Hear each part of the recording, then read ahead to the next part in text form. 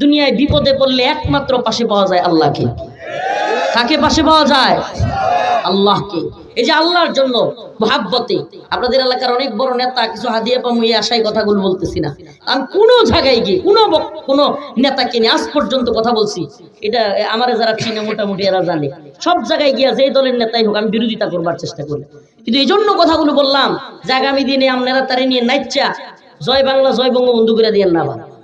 এই লোকটা যদি আল্লাহ পাক নিয়ে আসে, আল্লাহ পাক যেন সৎ রাখে, তাকে আদর্শের সাথে জীবন যাপন করে দুনিয়া ত্যাগ করতে পারে। এই জন্য আপনাদের কাছে এই কথাগুলো বলা। চামচা একদল তৈরি হয়ে যায়, চামচামি করে নেতাদের চরিত্র খারাপ বানিয়ে ফেলে। চামচামি করা যাবে না। আদর্শের উপর মানুষ যেন টিকে থাকতে পারে, আদর্শিক মানুষ যেন আমরা হতে পারি, দিনের পক্ষের মানুষ যেন আমরা হতে পারি। আমাদের রাজনৈতিক নেতারাও যেন এই কথা বলে, হিন্দুত্ববাদী ব্রাহ্মণ্যবাদী তাগুতি শক্তির বিরুদ্ধে যদি জিহাদ করতে হয়, আলেমদের ডাকে আমরাও ময়দানে যেতে প্রস্তুত। আমরা এই আশা আপনাদের কাছে চাই। আর আলেমরা জিহাদের ডাক দিবে আর আপনারা জঙ্গি করে জেলখানায় নিবেন, এগুলো হইলে কয়েকদিন পরে এই নেতাদেরকে জনগণ ধরে ধরে পিটাবে। কারণ কি? কারণ আলেমদের ডাকে যদি আওয়াম সাড়া না দেয়, এই মাঝখানে যদি কোনো নেতা বিরোধী হয়ে যায়, এ বেশি দিন জনপ্রিয়তা ধরে রাখতে পারবে না, বেশি দিন একে মানুষ পছন্দ করবে না।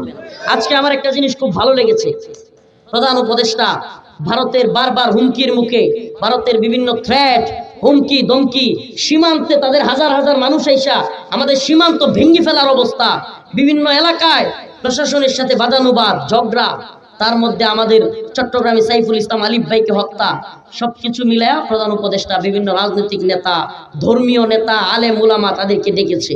জিনিসটা আমার ভালো লেগেছে। একসাথে সিদ্ধান্ত হবে, আমরা ভারতকে ভয় করি না, আমরা ইসরায়েলকে ভয় করি না, আমরা আমেরিকাকে ভয় করি না, আমরা আল্লাহকে ভয় করি, আল্লাহর গোলামি করি।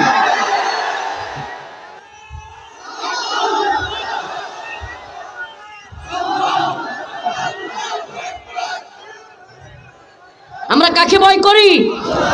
বলেন না, কাকে ভয় করি? আমরা ভারতের গোলামি মানি না, আল্লাহর গোলামি মানি। ভারত যতই হুমকি দমকি দেখ আমরা পরোয়া করি না, একমাত্র আল্লাহকেই পরোয়া করি। এই মুসলমান মাথা মতো করবে তো কার কাছে? শির মতো করবে তো কার কাছে? আল্লাহর কাছে। যারা এই শির পুরো ভারতের গোলামি করবার জন্য নত হবে না ইনশাআল্লাহ। আমরা জেলে গিয়েছি, রিমান্ডে গিয়েছি, প্রয়োজনে ফাঁসির দড়ি গলায় নিব, তবুও ভারতের গোলামি করবো না ইনশাআল্লাহ। সত্যি কথা, এই কয়েকদিনে বিগত 5 আগস্টের পরে এই কয়েকদিনে স্বাধীনতার একটু গ্রাম পাইতেছে, ভালো লাগতেছে ভাই। সত্যি কথা, এই 3 মাসেও ভালো লাগে নাই। এই কয়েকদিনে ভারতের হুমকি দমকির বিরুদ্ধে বাংলাদেশের নেতা এবং আলেমদের গর্জন দেখে মনে হইতেছে আমরা একটু স্বাধীন। অন্তত ভারত থেকে, রয়ের কাছ থেকে কিছুটা হইলেও আল্লাহ মুক্তি দিচ্ছে। আপনারা কল্পনা করতে পারবেন না, এগুলো সাধারণ মানুষ যারা রাজনীতি সচেতন না, এরা বুঝবে না বিষয়গুলো। বাংলাদেশের আলেম রফিকুল ইসলাম মাদানির ফাইল দেখে এটা কি হইতে পারে? কল্পনা করা যায়? আমার জেল গেটে আমার একটা উকিল বন আছে না, ওই যে উকালতনামা, এইটা সাইন করে আমার ভাই নিয়ে গেছে, কারারক্ষীরা ধরে না এমন করতেছে। তুই কি না মাদানির ফাইল নেওয়া যাবো না, রয়ের লোক আছে। কল্পনা করতে পারেন? মানে আমাদের ফাইলটা দেখে চেক করে কি এক বাংলাদেশ তৈরি করছিল হাসিনা। এর চাইতে নির্লজ্জতা কি হইতে পারে যে আরেক দেশের গোলামি করতে গিয়া বাংলাদেশকে তাদের কাছে বিক্রি করে দেওয়া। আলহামদুলিল্লাহ 2024 হাসিনা মুক্ত হয় নাই, 2024 ভারতীয় দালালদের থেকে মুক্ত হয়েছে, থেকে আমরা মুক্তি পেয়েছি। আপনি কল্পনা, আমি সত্যি এই কয়েকদিন একটু স্বাধীনতার ঘ্রাণ পাইতেছি আলহামদুলিল্লাহ। এই জাতীয় ঐক্যের ডাক, ওলামায়ে কেরামকে ডাকা, যে কোনো মুহূর্তে উম্মার যুব সমাজকে, আমাদের কাজটা কি? এই সরকারকে বলবো গোলামি করবেন, টনকে টন ইলিশ পাঠাবেন, আমরা কিন্তু আওয়ামী লীগের মতো আচরণ শুরু করবো আপনাদের সাথেও। আর যদি গোলামি বাদ দিয়া স্বাধীন সক্রিয়তা দেখান, আমরা আপনাদের সাথে আছি। শুধু সাথে না, প্রয়োজন হলে ময়দানে ঘুরে ঘুরে মুজাহিদ তৈরি করব, এদেশের জন্য, ইমানের জন্য, ভূখণ্ড রক্ষার জন্য মুজাহিদ বাহিনী তৈরি করবো আমরা ইনশাআল্লাহ। শুধু বাহিনী তৈরি করবো না, আমরা অগ্রণী ভূমিকায় থাকবো। বেড়াকে বেড়াকে ঘুরে ঘুরে, ক্যাম্পে ঘুরে ঘুরে আমরা বয়ান করব, শাহাদাতের বয়ান। যুব সমাজকে শহীদ হওয়ার তামান্না তৈরি করে দিব, ঠাস করে ভারতের বাহিনীর মধ্যে ঢুইকা আত্মঘাতী হামলা করে সবগুলোর উপরে দিবে ইনশাআল্লাহ। এমন যুবক তৈরি করবো, এমন ইউনিট তৈরি করবো ইনশাআল্লাহ। আর এই ইউনিটের প্রথম স্থানে থাকবো আমরাই।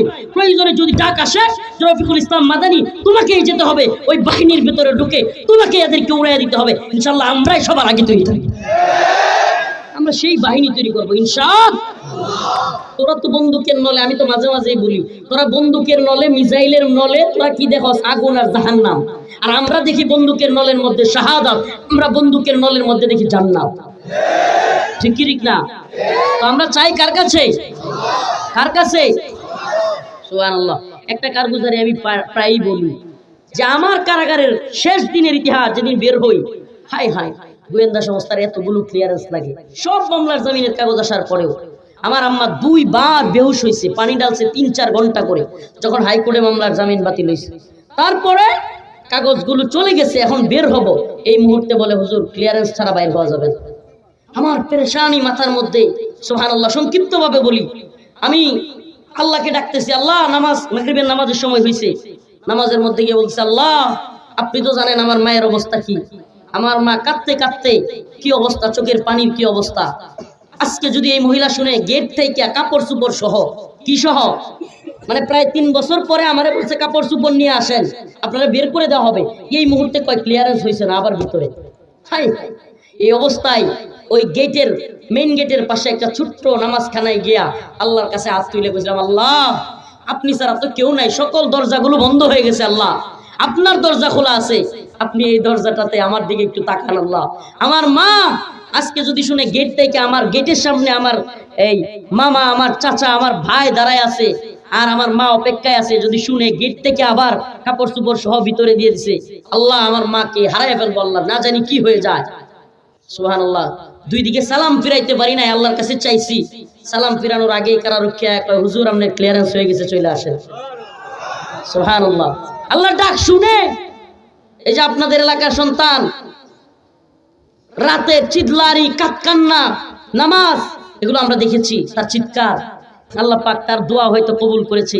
যেই মামলা তিনি খাইছিলেন, আশা ছেড়ে দিছিলেন, 21 আগস্ট গ্রেনেড হামলা মামলা, কি ভয়ঙ্কর এক মিথ্যা মামলা দিয়ে দিছে এই আল্লাহর বান্দাকে। এরপরেও আল্লাহ পাক যে সব পারেন তিনি, সুবহানাল্লাহ, বেকসুর খালাস। সুবহানাল্লাহ কর, বেকসুর খালাস। আমি ওই দিন অনেক খুশি হয়েছি, বিশেষ কয়েকটা কারণে। আমার চাচা আরেক 2-3টা আলেম, মাজলুম আলেম এখানে আছে। আপনার আকবর কমপ্লেক্সের প্রথম প্রতিষ্ঠাতা যিনি, আকবর কমপ্লেক্স বড় মাদ্রাসা, যেই মাদ্রাসার শ্রম গ্রাম সবকিছু এই আলেমের আছে, মুহাদ্দিস মুফতি আবু তাহের রহমানী সাহেব। ওই যে আমার সাথে একই আপনার এই হ্যান্ডকাপ করা অবস্থায় ভাইরাল হয়েছিল না একটা ভিডিও, ওই ভিডিওতে আমাদের মুফতি আবু তাহের রহমানী সাহেব হুজুর আছেন। ওই আবু তাহের রহমানী সাহেব হুজুর একই মামলা, নিরপরাধ মানুষ, একজন আলেম, এত বড় মাদ্রাসার একজন মুহাদ্দিসকে ধরে নিয়ে আসছে মিথ্যা মামলা দিয়ে, ধরে নিয়ে আসছে আরো অসংখ্য সাধারণ আলেমকে। এই আমার চাচার সাথে তারাও মামলায় জড়িত, আলহামদুলিল্লাহ তারাও বেকসুর খালাস পাইছে, কারণ মিথ্যা চিরজীবন টিকে না। সত্যের জয় একদিন কি হয়, একদিন সত্যের জয়, সত্যের জয় হয়েছে। আমি ওই দিন সারাদিন একটা খুশির মুডে ছিলাম, সত্যি কথা, সারাদিন খুশির মুডে, এত আনন্দ লাগছে এই আলেম গুলোরে দেখে আসছি। এ আল্লাহর বান্দারা কি কষ্ট যে করছে, আমাদের যে কি কষ্ট গেছে। শেখুল হাদিস আল্লামা মামুনুল হক দামাত বারকাতুহু একটা কারগুজারি মনে পড়ছে বলি, ওনার অভ্যাস ছিল প্রতিদিন যাই হইতো কারাগারে কিংবা রিমান্ডে, এগুলো লিখে রাখতো। কি করতো? কিন্তু আমাদের বিশেষ বন্দী যারা, তাদের রিমান্ডে কিংবা বিশেষ রুমে খাতা কলম নিষিদ্ধ ছিল। এর চাইতে আর বড় বড় তার হইতে পারে না আর কি। প্রথম 2 দিন গাজীপুরে আমারে কোরআন পর্যন্ত দেয় নাই, কোরআন শরীফটা পর্যন্ত দেয় নাই, গাজীপুর কারাগার। কি দেয় নাই? এটা বিশ্বাসযোগ্য? এটাই বিশ্বাস করতে হবে, কারণ বাংলাদেশ তো আপনারা দেখছেন, হাসিনা ক্ষমতায়, আওয়ামী লীগ ক্ষমতায়, ক্ষমতায় তো ছিল ক্ষমতায় ছিল কারা? যারা কোরআনের বিদ্বেষী, যারা কোরআনকে পছন্দ করে না। প্রথম 2 দিন আমাকে কোরআনও দেয় নাই। তো শায়েখ কোনো গোপন ভাবে একটা কলম আর খাতা নিছে, যেমনি হোক প্রতিদিন লিখতেন কারাগারে। হঠাৎ করে আজকে মনে পড়ছে, কারণ একটা মেসেজ দিছিল, তো মনে পড়ছে, তো আজকে কি হয়েছে সব লিখতেন। তো আমার ওই দিন লো প্রেশার হয়েছে, এটাও লিখছেন যে রফিকের, মানে হঠাৎ করে আমার এক এডিসি ডিবির এই বদমাশা গালিগালি শুরু করছে। সে আমার ইউনিটের না, মানে আপনারা যারা রিমান্ডে যান নাই তারা বুঝবেন না। ডিবি রিমান্ডে কিংবা বিভিন্ন রিমান্ডে 3-4 জনের করে একটা স্কোয়াড থাকে, কি থাকে? জিজ্ঞাসাবাদের জন্য। আমার যে স্কোয়াড, সেই স্কোয়াডের না হয়েও আরেকটা এডিসি এসে আমার গালাগালি শুরু করছে। গালাগালি তো করছেই, এভাবে ছেড়ে বসে আছি, থাপ করে একটা থাপড় মারছে, মেরে একেবারে ফেলে দিস, এমন অবস্থা, খুব ব্যথা পাইছে। এখন ডিবির যে প্রধান তৎকালীন হাফিজ আক্তার, তার কানে এই খবর গেছে। তো খবর যাওয়ার পরে আমার এমনিতে একটু লো প্রেশার ছিল, কয়েকদিন টানা না খাইতে না খাইতে বন্দি অবস্থায়, মানে আম্মার কথা মনে পড়তো, আর চরম ভাবে মন খারাপ হইতো, খাওয়া দাওয়া নাই, একেবারে লো প্রেশার, যেটা অভাবনীয়। নিচেরটা 45, উপরেরটা মাত্র 70, কল্পনাও করা যায় না। কিন্তু যখনই ওরা প্রেশার মাপাইছে, হাফিজ আক্তার একবার পাগলের মতো হয়ে গেছে। এডিসি যেটা শুনছে যে গালি দিছে, থাপ্পড় দিছে, ওটারে ধরে আনছে, একেবারে মা বাপ তুইলা গালাগালি, মানে ওই গালিটা আমি দিতে পারতেছি না এখন, এমন গালাগালি। তুই জানোস এখন যদি মইরা যায় মাদানি তোর কি গো, কিশোর মনাস করছস, পেপু বাসি শুরু করছে, তাড়াতাড়ি করে অ্যাম্বুলেন্স আছে আমারে। তো সাহেব ওগুলো লিখছে, কি করছে, ওগুলো লিখছে। এখন সাহেব করতেন কি, সাক্ষাতে কেউ আসলেই এই লেখাগুলো আবার দিয়ে দিতেন, কি করতেন, দিয়ে দিতেন, যাতে করে ওগুলো আবার যদি নিয়ে যায়। তো আমরা ডিবি রিমান্ড থেকে কেরানীগঞ্জ কারাগারে যাচ্ছি। এই মুহূর্তে কারাগারের এদের নির্যাতন একটু বর্ণনা দিচ্ছে আপনাদেরকে, যেহেতু স্মরণ হয়েছে। কারাগারের গেটে এমন চেক শুরু করছে, আর আমি তো জানি সাহেবের কাছে কাগজ আছে, এমন চেক শুরু করছে, সারা শরীর কোট খুলতেছে, এমন কি মানে বললে আপনারা কি বলবেন, লুঙ্গি খুলে এমনি দেখতেছে, লুঙ্গি এভাবে খুইলা মাথা ভিতরে ঢুকে এমনি দেখতেছি। কল্পনা করা যায় আলেমদের এই নির্লজ্জের দল। কারণ আমার যখন এই অবস্থা করছে, আমি কাছে ওটা একটু আড়ালে সামনে সামনে মানুষের দিকে। আমি আরেক গোয়েন্দা সংস্থার লোক, চাচা শুনেন আপনি, আরেক গোয়েন্দা সংস্থার লোক, ও কি করছে আমার, হ্যাঁ এত মাধুরী করস, প্রধানমন্ত্রী মানি না, রাষ্ট্রপতি মানি না, বক্তব্য দেশ, মানে তুই তো গাড়ি শুরু করছে। আমি প্ল্যান করিয়া সিস্টেমে, আমি তো জানি সাহেবটা চেক করলে কাগজটা পাইব, আমি এটা জানি। আমি কি করছি, আচ্ছা একটা সুযোগ পাইছি, তোর লোকে ঝগড়া লাগাম না। সাহেব মিয়া, আমি বলছি আমি এখন কারাগারে আছি, আপনি এনে ঝগড়া করতেছেন কেন? মানে আমার বিষয় হলো, আমি ঝগড়া টগড়া কইরা ওরা উস্কাইয়া দিলে সাহেব আর চেক করবো না। আমি এমন চেক করছি, এর ফাঁকে আল্লাহর বান্দা, একটু দেখায় আপনাদেরকে, আল্লাহর বান্দাই করছে কি, কাগজটারে আস্তি কইরা পকেট থেকে লইয়া আস্তি করে এইভাবে বাইর কইরা মাস্কের ভিতরে তুলে দিছে। আমি কিন্তু এটার লগে ঝগড়া করতেছি গোয়েন্দা সংস্থার লোকের সাথে, আর ধমকাই দিছে, আর সাহেব রফিক রফিক ঝগড়া করিও না, ঝগড়া করিও না, আর ওইদিকে সাহেব কাজ করছে। এরা কি পরিমাণ জুলুম করেছে, সুবহানাল্লাহি ওয়া বিহামদিহি, বোঝানোর উদ্দেশ্য ছিল আপনাদের। আমরা খাতা কলম পাই নাই, এমন কি কাপড় লুঙ্গি পর্যন্ত, আপনার ডিবি হারুনের ঘটনা তো অনেকেই শুনছেন, এগুলো আর নতুন করে বলবার দরকার নাই। এরা এমন নির্যাতন আলেমদের সাথে করছে। ওই কয়েকদিন আগে আমাদের এলাকার এক আওয়ামী লীগ নেতা আমারে ফোন দিচ্ছে, লোকটা ইসলামপন্থী, বিলাসপুরের বড় মাহফিলটা করি না, এই মাহফিলের সভাপতি থাকে, মানে খুব মানে আওয়ামী লীগ নেতা, আমারে ফোন দিচ্ছে হঠাৎ করে। আমি বলছি কি, মা তো পালাইলো এতিম গোলামের থুইয়া, কি অবস্থা? বাবা আর কইেন না, লজ্জা দিয়েন না। আমি বলছি কে? কয় বাবা আসলে সত্যি কথা কোন কখন, আসলে কি জানেন, আমগরে এই ফোলাপানে পতন ঘটায় নাই, কেউ আন্দোলন করে পতন ঘটায় নাই, আওয়ামী লীগের উপরে আল্লাহর গজব পড়ছে। বিলাসপুরের আমি যে মাদ্রাসা পরিচালনা করি, ওই মাদ্রাসার সভাপতি ছিল, এমনি আওয়ামী লীগের মানুষ হলেও খুবই দিনদরদি মানুষ। মাহফিলে যখন আলেমদেরকে বাধা দিত, উনি বিরোধিতা করতেন। ভাই আসলে কেউ আমগর পতন করায় নাই, আমগর আল্লাহর গজব পড়ছে। তো এই যে উনি বুঝছে যে আলেমদেরকে এভাবে নির্যাতন নিপীড়ন করবার কারণে আল্লাহ পাক, যে আল্লাহ ফিরাউন নমরুদকে মশা দিয়া সাইজ করতে পারে, সে ছাত্র ঘরে দিয়া লেডি ফিরাউন হাসিনারে সাইজ করতে পারবো না। কি ফিরাউন? লেডি ফিরাউন। এই লেডি ফিরাউনকে আল্লাহ সাইজ করে দিয়েছে, সুবহানাল্লাহি ওয়া বিহামদিহি। তো আল্লাহ পাকের গজব কখন আসে? যখন আল্লাহর বিরুদ্ধে যুদ্ধ ঘোষণা করে। আমরা কি আল্লাহর বিরুদ্ধে যুদ্ধ ঘোষণা করব, নাকি আল্লাহ পাকের পক্ষে থাকবো, ঈমানের পক্ষে থাকবো? প্রিয় হাজিরিন, ঘটনাটা মনে পড়লো বললাম, কিন্তু চাওয়া লাগবে কার কাছে? আয়াতে কারিমা যেটা তিলাওয়াত করেছি, ইয়া আইয়ুহাল্লাযীনা আমানুস্তাঈনু বিস-সাবরি ওয়াস-সালাহ ইন্নাল্লাহা মা'আস-সাবিরিন। আল্লাহ পাক বলেন সবর এবং নামাজের মাধ্যমে তোমরা আল্লাহর কাছে চাও। সবর তিন প্রকার, সবর আনিল মাসিয়াত, সবর আনিত তাআত, সবর আনিল মুসিবা। সবর কয় প্রকার? তিন প্রকারের সবর। এক প্রকারের সবর বিপদে পড়লে, মুসিবতে পড়লে সন্তান মারা গিয়েছে, জেলখানায় চলে গিয়েছেন, টাকা পয়সা হারায় গিয়েছে, ভাই অসুস্থ হয়ে গিয়েছে, মা অসুস্থ হয়ে গিয়েছে, বিভিন্ন ধরনের মুসিবত আসতে পারে। ওই সময় আল্লাহর কাছে প্রতিদান আশা করে, একমাত্র প্রতিদান দেওয়ার মালিক কে? এই বিশ্বাস নিয়ে সবর করা, এটাকে বলে সবর আনিল মুসিবা। সবর আনিল, আরেকটা সবর হলো সবর আনিল তোয়া, অনুসরণের সবর। সেটা কি? কোরআন যা বলেছে, সুন্নাহ যা বলেছে, আমার ইচ্ছা হোক অনিচ্ছায় হোক। রাইসুল মুফাসসিরিন আব্দুল্লাহ ইবনে আব্বাস বলেন, ইচ্ছায় অনিচ্ছায় আল্লাহ পাকের প্রতি প্রতিদানের আশা করে যেই ব্যক্তি নিজের মধ্যে বিভিন্ন বালা মুসিবতে কিংবা কোরআন সুন্নাহর কথা শুনে ইচ্ছায় অনিচ্ছায় গুনাহকে পরিত্যাগ করে, সেই হলো সবচাইতে উত্তম সবরকারী। উত্তম সবরকারী হইতে চান তো ইনশাআল্লাহ?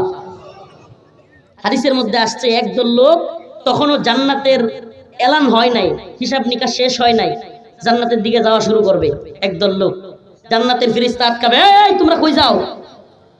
ফেরেশতাকে তাকে তারা বলবে, কেন আপনি কি জানেন না আল্লাহ বলছে ইন্নামা ইউওয়াফাস সাবিরুনা আজরাহুম বিগাইরি হিসাব।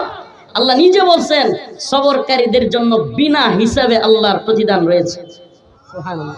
সবরকারীদের জন্য আল্লাহর পক্ষ থেকে প্রতিদান কিভাবে আছে? হিসাব ছাড়া। তো আমরা তো সবরকারী ছিলাম, ইচ্ছায় অনিচ্ছায় গুনাহ করতে মন চাইলেও গুনাহ করি নাই, কোরআন সুন্নাহর কথা মেনেছি।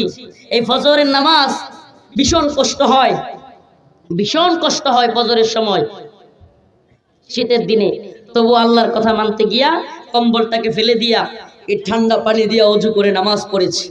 সুবহানাল্লাহ। হে প্রিয় যুব সমাজ, নামাজ পড়বেন তো ইনশাআল্লাহ? নামাজ পড়বেন তো? নামাজ ছাড়বেন না তো? রাসূল বলেছেন, মান সাল্লা সালাতাল ফজর যিম্মাতুল্লাহ, যেই ব্যক্তি ফজরের নামাজ আদায় করলো সে আল্লাহর জিম্মায় চলে গেল। সুবহানাল্লাহ। কার জিম্মায়? আল্লাহর জিম্মায় চলে গেল। আমরা নামাজের মাধ্যমে, সবরের মাধ্যমে আল্লাহর কাছে চাইবো। কার কাছে? দুইটা উদাহরণ বললাম, আমি নিজের উদাহরণ বললাম, কারাগারের ক্লিয়ারেন্স হয় না, আল্লাহর কাছে চাইলাম, সাথে সাথে ক্লিয়ারেন্স। সুবহানাল্লাহ। আপনাদের নেতা, আপনাদের এলাকার সন্তান, সে আল্লাহর কাছে চাইলো, এমন এক ভয়ঙ্কর মামলা থেকে আল্লাহ খালাস দিয়ে দিছে। সুবহানাল্লাহ। কে দিছে এটা? আল্লাহ দিছে। সুবহানাল্লাহ। আমরা কল্পনা করতে পারি নাই, কোন নেতাও বলতে পারবে না 5 আগস্টের 2 দিন আগেও কল্পনা করছে হাসিনা এইভাবে পালাইবে। আল্লাহ চাইলে সব পারে। ওয়ালা তাকুলু লিমান ইউকতালু ফি সাবিলিল্লাহি আমওয়াত। এরপরে আল্লাহ যেটা বলতেছেন সবর এবং নামাজের বয়ানের পরে আল্লাহ বলেন, ওয়ালা তাকুলু, তোমরা মৃত বলিও না। এই ওয়াজটা আমি সব জায়গায় করার চেষ্টা করতেছি, এই উম্মাহকে শাহাদাতের তামান্না অন্তরে ধরায়া দেওয়ার জন্য। আল্লাহ বলেন, ওয়ালা তাকুলু, ওয়ালা তাকুলু, তোমরা বলিও না, বলাও নিষেধ, লিমান ইউকতালু ফি সাবিলিল্লাহি আমওয়াত, যারা আল্লাহর রাস্তায় জীবন দেয় তাদেরকে তোমরা মৃত বলিও না। মৃত বলাও নিষেধ। আল্লাহর রাস্তায় যারা জীবন দেয় তারা কি না? মৃতই না। সুবহানাল্লাহ। তারা কি তাইলে? বাল্লাহিয়া, বরং তারা জীবিত। ওয়ালাকিন লা তাশউরুন, তোমরা সেটা অনুধাবন করো না, বুঝো না। আল্লাহ বলেন তারা জীবিত। কিরকম? আমার ভাই সাইফুল ইসলাম আলিফ, সুবহানাল্লাহ, সনাতন ধর্মী হিন্দুদের ইসকনের লোকদের হাতে শহীদ হয়েছে। আমরা শহীদ হিসেবে ধরি, আল্লাহ কবুল করুক, বলেন আমিন। আল্লাহর বান্দাকে গোসলও করায় নাই। সুবহানাল্লাহ। কি করে নাই? গোসল ছাড়া যেই কাপড়ে তাকে হত্যা করা হয়েছিল, যেই কাপড়ে রক্ত লেগে আছে, সেটা সহই তার জানাজা পড়ানো হয়েছে। যদি আল্লাহ তাকে শহীদ হিসেবে কবুল করে, দুনিয়াতে তো আমরা দেখছি সে মারা গেছে, কিন্তু আল্লাহ তার আত্মাটাকে নিয়ে জান্নাতের সবুজ পাখির ভিতরে ছেড়ে দিচ্ছে। শহীদ, আই সুবহানাল্লাহ, আই সুবহানাল্লাহ, জান্নাতের সবুজ পাখি হইয়া ঘুরতেছে, উড়তেছে, যা মন চায় খাইতেছে। এবার জান্নাতের ল্যাম্পপোস্টে, আল্লাহ পাকের আরশের নিচে ল্যাম্পপোস্টে গিয়ে সে বসেছে। আল্লাহ বলে, বান্দা আর কি চাস? শহীদ বলে, আল্লাহ আর কিছু চাই না, অনেক তো দিছেন। সুবহানাল্লাহ। আর কিছু চাই না। আল্লাহ বলে, বান্দা সবচাইতে আকর্ষণীয় মুহূর্ত হবে এবার তোর সাথে আমার সাক্ষাৎ। সুবহানাল্লাহ। সুবহানাল্লাহ বলেন। শহীদ হইতে রাজি আছেন তো? এই দুনিয়া আমাদেরকে কি দিতে পারে বলেন? দুনিয়া কি দিতে পারে? এই যশ, খ্যাতি, টাকা পয়সা, বাড়ি গাড়ি চলে গেলে কিছুই থাকে? কিছুই থাকে? কিচ্ছু থাকে না। কত মানুষই তো চলে গেল, আমার আপনার আপনজন চলে গেল, আমরাও চলে যাব, আমরাও চলে যাব। কিন্তু দ্বীনের জন্য কিছু করে যাব ইনশাআল্লাহ। আমার এই জিন্দেগি হিসাব করি, আসেন হিসাব করি, কয় বছর ঘুমাইলাম, কয় বছর খালি খাইলাম, কয় বছর খেলাধুলা করলাম, আর কয় বছর দিন প্রতিষ্ঠার জন্য কাজ করলাম। বছর তো হইতোই না, মাসও হইতো না, ঘন্টা হয় কিনা। দিন প্রতিষ্ঠার জন্য কাজ কি আমরা করি? এটা কথাও তো বলি না। আসুন না এই উম্মার মধ্যে জাগরণ তৈরি করি। আর নয় তন্ত্রমন্ত্রের ধ্বজাধারীদের শাসন, আমরা চাই কোরআনের শাসন। আমরা কি চাই? আমরা কোরআনী শাসন চাই। ইম্মা শরিয়াহ ওয়া ইম্মা শাহাদা, হয়তো শরীয়ত নয়তো শাহাদাত। আসেন সবাই একে অপরকে এই কথা বোঝায়, কোরআন সুন্নাহর শাসন ছাড়া শান্তি মুক্তি কামিয়াবি আসবে না। শান্তি মুক্তি কামিয়াবির পথ কোরআনের পথ নাকি তন্ত্রমন্ত্রের পথ? হ্যাঁ, তন্ত্রমন্ত্রের পথে শান্তি মুক্তি কামিয়াবি নাই।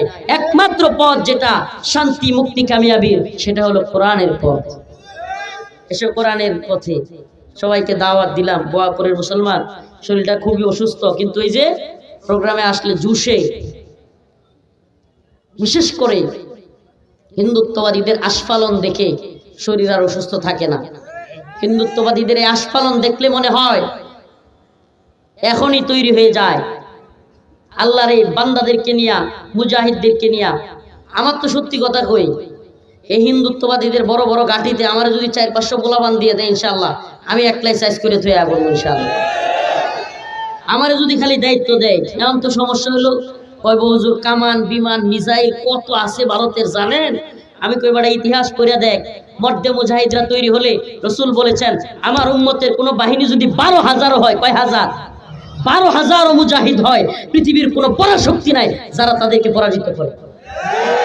আমরা ভয় পাই না, আমরা 12,000 হলেই যথেষ্ট। আর আমরা 12 কোটির উপরে, সুবহানাল্লাহ। আমরা কি 12 কোটির উপরে? আল্লাহ রাসূল কয় মুহাম্মদ আরবির দুই ঠোঁটের মাঝখান দিয়া জীবনে কোনোদিন মিথ্যা বাইর হয় না। সুবহানাল্লাহ। বেরিয়েছে মুহাম্মদ আরবি সাল্লাল্লাহু আলাইহি ওয়াসাল্লাম বলেছেন আমার উম্মতের 12,000 মুজাহিদ যদি হয়, বিইذনিল্লাহ আল্লাহর উপর ভরসা করে, তারা কখনো পরাজিত হবে না। কাম মিন ফিয়াতিন কালিলা গালাবাত ফিয়াতান কাসীরাতান বিইذনিল্লাহ। সুবহানাল্লাহ। এজন্য আমরা কাউকে পরোয়া করি না, কাউকে ভয় করি না। করি কাকে? ঈমানি তাকত নিয়ে। আমাদের মিসাইল কম, বিমান কম, কামান কম, ড্রোন কম, বন্দুক কম, গুলিও কম, অস্ত্র ভারতের বেশি হইতে পারে, কিন্তু একটা অস্ত্র আমাদের ওদের চাইতে 1000 গুণ উত্তম, সেটা হলো ঈমানের অস্ত্র। কিসের অস্ত্র? যে অস্ত্র এই শিক্ষা দেয় যে পৃথিবীর কোন শক্তির কাছে মাথা নত করা যাবে। ওরা তো বাসে হইলো খাওয়ানোর লেগিয়া, ওরা বাসে গিলে গিয়া খাওয়ানোর লেগিয়া, বুক করার লেগিয়া, আর আমরা বাইচা থাকি দ্বীনের পক্ষে শহীদ হওয়ার জন্য। এই দোয়া করে আল্লাহর কাছে, আল্লাহুম্মা রযুকনা শাহাদাতান ফি সাবিলিক, আল্লাহ আমাদেরকে শাহাদাতের পথে শহীদের রাস্তায় মৃত্যুবরণ করার তৌফিক দান করো।